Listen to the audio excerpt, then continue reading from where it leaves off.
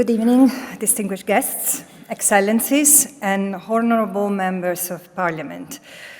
I would like to express my gratitude, first and foremost, to the Palestinian embassy in the United Kingdom and Ambassador Zomlot in particular for organizing this important event and for inviting me. As we gather to discuss and commemorate the Nakba, a tragically defining moment for the Palestinian people, I'm aware of the limited scope of my mandate, which was conferred to me not by the Secretary General, but the Human Rights Council last year. It's okay, I forgive you. And it focuses on what remains of historical Palestine, the West Bank, including East Jerusalem and the Gaza Strip, in the shadow of the never-healed injustice that had befallen Palestine and its people.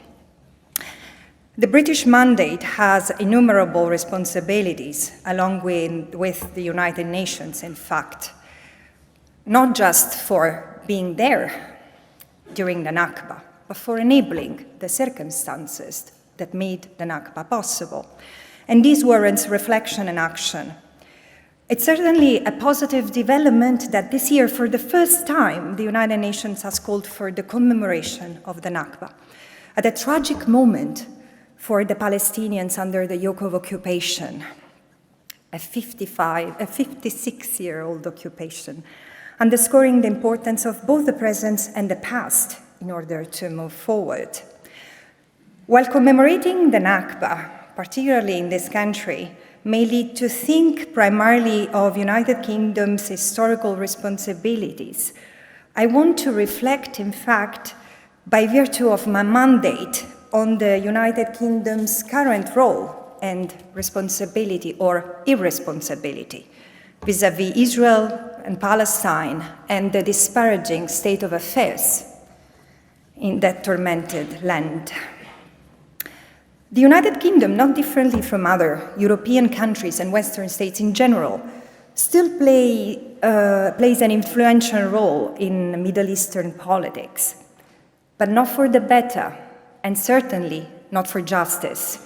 How can we expect that this country acknowledges and makes amends for its past wrongs while it's still unwilling to deal with the current injustices and with the current wrongdoings, which are evident in the lack of a principled intervention on the question of Palestine?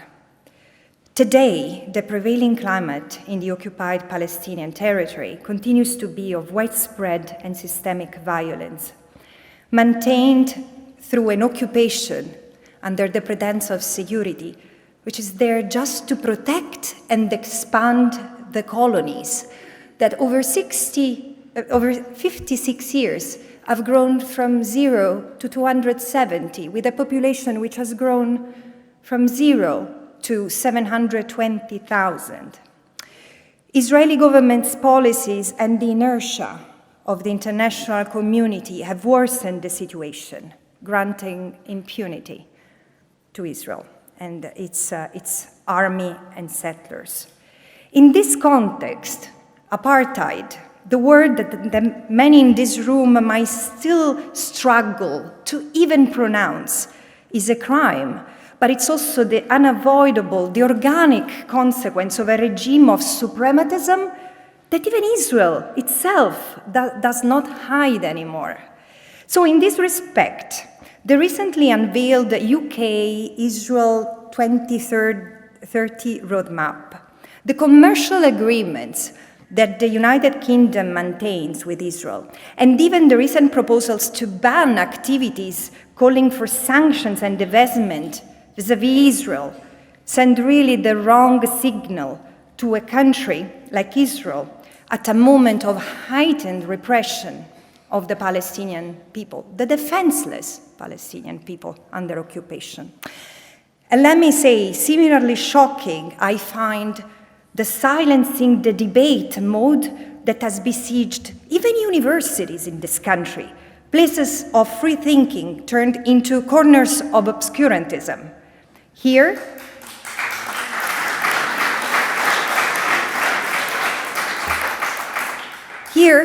scrutiny of Israel, like any other country who commit gross human rights violations, is met with censorship, and worse, with self-censorship, which I say is like censorship, just uglier, to avoid and evade spurious anti-Semitism labels. This climate serves only to stifle legitimate debate, which is essential to move forward peacefully and respectfully. As a possible way out, and since the beginning of my mandate, I've been calling for a paradigm shift in the way the international community deals with Israel and Palestine, where international law, respect for international law, is a precondition for any possible solution, let alone a negotiated one. Because international law, it's as strong as the will of states to respect it and to enforce it, and only this will make the regulatory and the remedial function of international law meaningful. What does it mean in practice?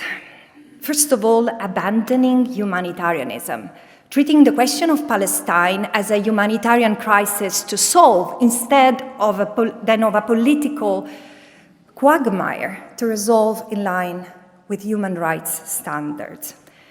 And also, what's the purpose of proposing political negotiations devoid of human rights guarantees or economic solutions devoid of basic respect for dignity of human beings? The right of self-determination must be the sine qua non condition for any meaningful peace agreement. And let me be very clear on that, because I've been engaging with this right from the very beginning of my mandate.